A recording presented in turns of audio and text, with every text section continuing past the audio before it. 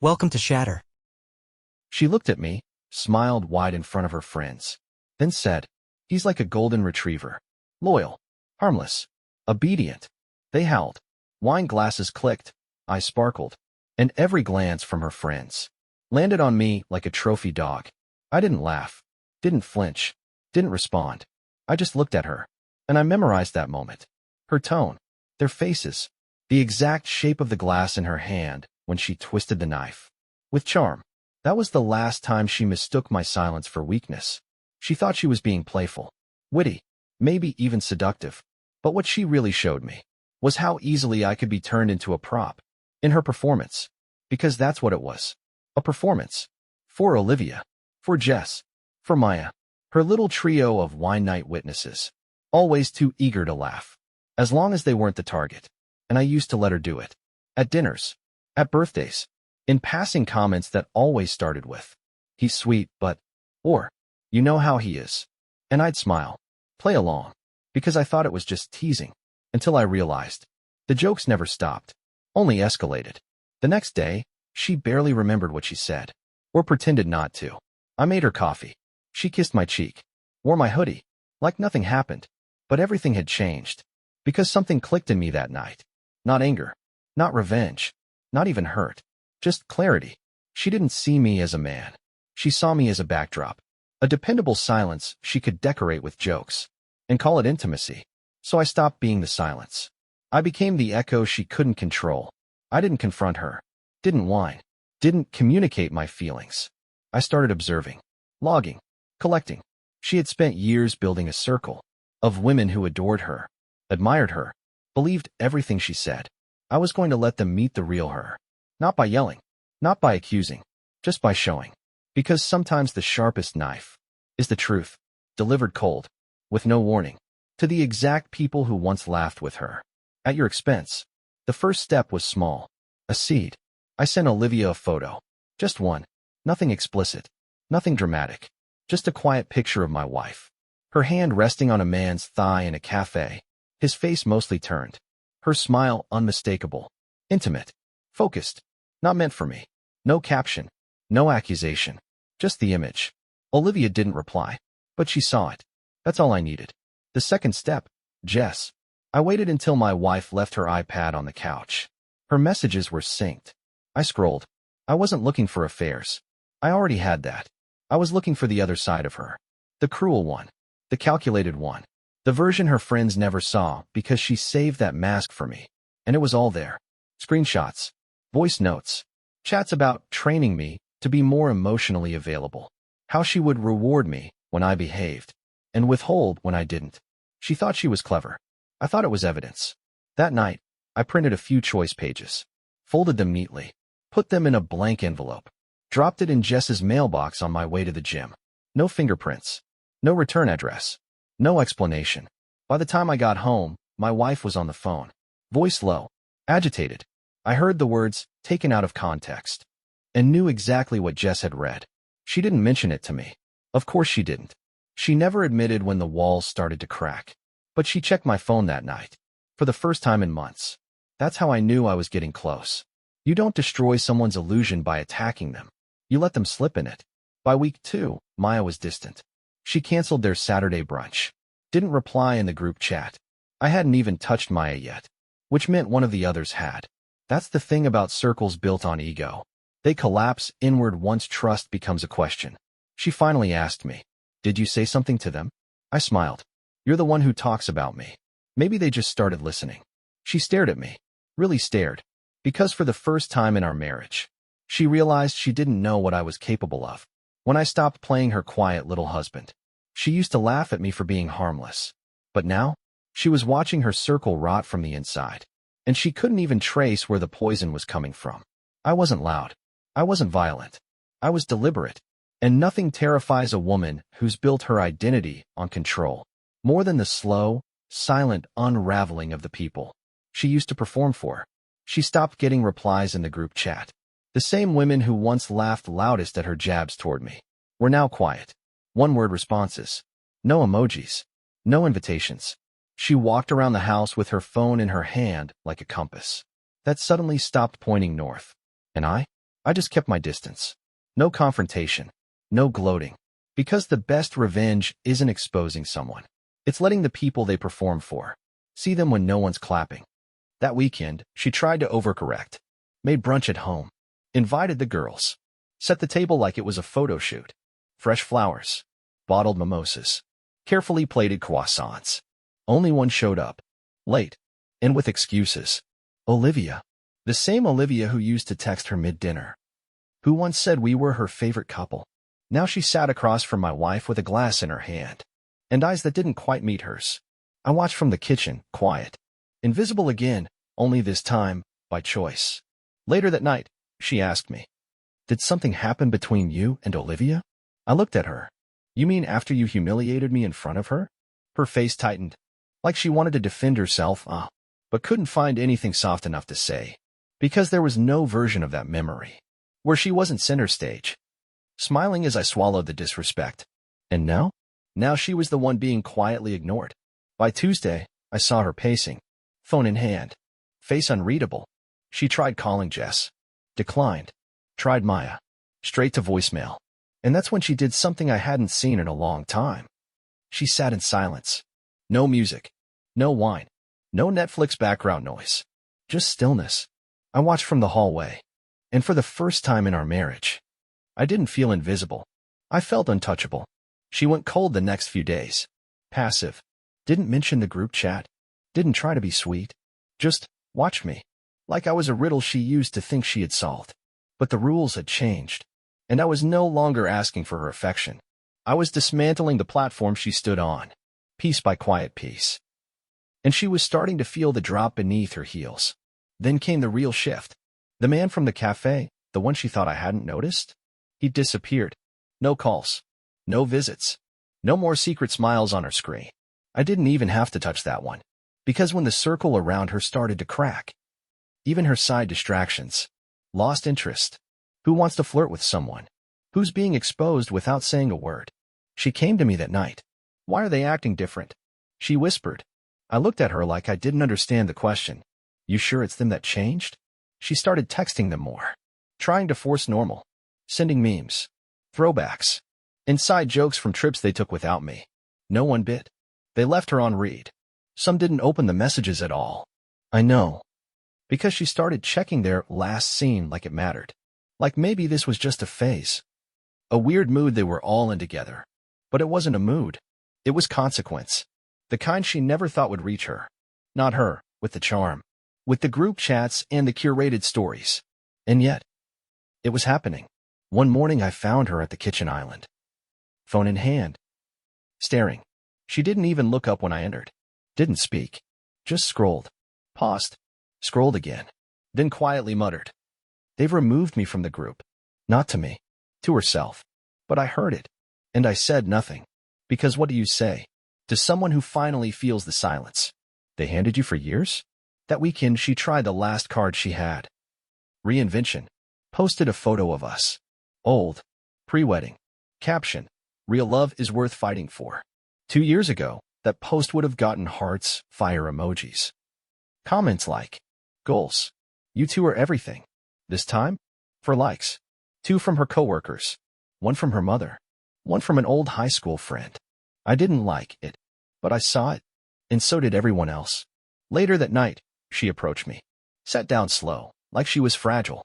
I know what you're doing, she said. I raised an eyebrow. You're trying to turn them against me. I just smiled. No, I'm just letting them know who they've been clapping for. She swallowed hard. Didn't reply. Because she knew. Deep down. They didn't leave her because of me. They left her because the mask slipped. And once people see what's underneath, they don't unsee it. She didn't cook that week. Didn't clean. Didn't say much of anything. She moved like a woman waiting for something. Anything. To reset the power dynamic. But there was no reset button. Not anymore. Because when you spend years using people as emotional props, you don't just lose them. You lose the space where they used to stand. And the applause? That dies too. She wasn't angry at me. Not really. She was afraid. Afraid of a version of me that no longer needed to be chosen. And worse, a version that no longer cared. Who saw her fall? By Thursday, she tried tears. Not performative this time. Not the quiet sobs of manipulation. These were real. But not for me. She cried because she was losing face. And for someone like her, image was everything. She walked into the bedroom holding her phone like it had betrayed her. "They're talking about me behind my back," she said. I didn't ask who, because I already knew. Jess, Olivia, Maya, the same women who once clinked glasses while she mocked me. Now they were the ones circling the truth. Text by text. Call by call. I said nothing. She waited. For comfort? For denial? She got silence. Because now she was getting a taste of it. That silence she used to wrap around me like a leash. Now it was hers. Later that night, I saw her typing. Then deleting. Typing again. Eventually, she settled on a story. She posted a picture of herself, sad eyes, blurry background. Caption: "Some people love you until you stop being useful." Classic. The wounded dove routine. Positioning herself as the misunderstood, discarded woman. Surrounded by ungrateful people. Only this time, no one bit. No DMs. No comments. Just one vague heart emoji from a girl she hadn't seen since college. The silence was deafening, and she felt it. She tried one last message to Olivia. I saw it pop up while she left her phone charging. "Can we talk? I think there's been a huge misunderstanding." Seen. No reply. 20 minutes later, she picked it up. Stared at the screen for too long. Then locked it. Didn't say a word. That weekend, she asked if I wanted to go out. Dinner. Just the two of us. Clear the air, she said. I told her I had plans. She didn't ask with who. Didn't press. Because she knew. Whatever version of me she thought she had control over was gone. And whoever I was now was not waiting to be invited back into her game. I heard her on the phone later. Talking to her sister. Soft voice. Low volume. "He's changed. I don't recognize him anymore." And she was right. Because once a man stops chasing approval, he becomes a mirror. And she didn't like her reflection anymore. She used to walk into rooms, expecting applause. Now she walks into silence. No one mocks me at brunch. No one cheers her on in private chats. The circle she used to command has turned its back. Not because I exposed her, but because she did it herself. I just gave the silence a little space to echo. It started with a hand on my shoulder. Soft. Hesitant. Like she was touching a stranger in the dark. I was pouring coffee. She didn't say anything. Just kept her hand there. I didn't flinch. Didn't turn. Because I knew what that gesture meant. Not comfort. Not connection. Control. The last attempt to reclaim space in a room that no longer belonged to her. That night, she tried again. Slipped into bed early. No pajamas. No distractions. Laid there waiting for me to say something. Do something. I turned off the light. Rolled onto my side. Slept like a stone. She stayed still the whole time. Like a performer waiting for a scene that never came. Because it didn't. Not this time. In the morning, she asked if we could talk. I nodded. She poured herself a glass of water. Didn't meet my eyes. I miss who we used to be. I sipped my coffee. Calm. Steady. She added, "I know I hurt you." I didn't realize how far I pushed. Still nothing from me. So she kept going. Because silence is uncomfortable when you're not in control of it. I thought I had to be sharper. Keep things interesting. Make them laugh. Finally, I looked at her. You did keep them laughing. Until you became the punchline. Her mouth opened. Closed. No words. Because deep down, she knew I wasn't wrong. I was just done. She tried again the next day. A home-cooked meal. A warm tone. Even an old playlist we used to play on weekends. None of it hit. Because none of it was love. It was strategy. And I don't play chess with someone who once called me a pawn in front of her court. Later that week, she came into the living room. No makeup. Hair undone. Honest for the first time. I know I can't fix this. But I don't want to lose you. I looked her in the eyes. You didn't lose me today. You lost me the first time you thought I'd stay no matter what. She blinked hard. Tried to hold her composure. But there was nothing left to balance on. Because now, the silence wasn't a punishment. It was a choice. And she was just another voice. Trying to get back into a room. Where she no longer had a key. She started dressing up again. But not for me. Not really. Tighter clothes. Heels at home. Lipstick for a grocery run. She was searching for reflection. For reaction. For an audience. But no one clapped. Not even me. Because the applause she once fed on. It wasn't for beauty. It was for control. for the illusion that she could shape people around her, with the raise of an eyebrow, or the twist of a joke at someone else's expense. No, there was no room left to dominate, no court to hold, no one waiting for her to speak. She hovered more, in doorways, in hallways, sat on the edge of the bed like a child sent out of class. I could feel her watching me work, eat, move, trying to map out what I still felt. But the truth was brutal in its simplicity. Nothing. Not hatred. Not bitterness. Just distance. The kind of distance that doesn't ask for closure, because it already lives in it. One morning she placed a cup of coffee in front of me, the same way I used to do for her. I took it, sipped, said nothing. She waited, hoped for warmth, for anything. But the problem with trying to rekindle something, after you've burned the bridge, is there's nothing left to walk back across. Later that night, I heard her on the phone again. Quiet. Shaky. No, I don't know why they stopped talking to me. She whispered. Maybe they just changed. But she knew. The world hadn't changed. She had just been revealed. And now, the people she once entertained were watching her without the laugh track. And silence, real silence, was starting to crush her. She looked at me that night over dinner. No makeup. No lines rehearsed. I don't think I ever really knew how to love you. I put my fork down. Calm. I think you only knew how to manage me. She didn't argue. Didn't cry.